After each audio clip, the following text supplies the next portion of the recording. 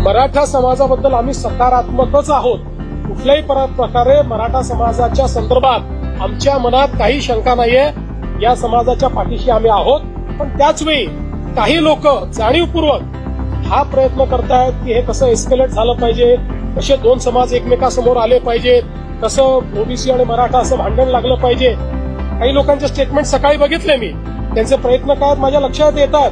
पण त्यांना मी सांगतो, अशा प्रकारे आंदोलनावर पोळी भाजण्याचा प्रयत्न करू नका, तुमचं तोंड भाजेल.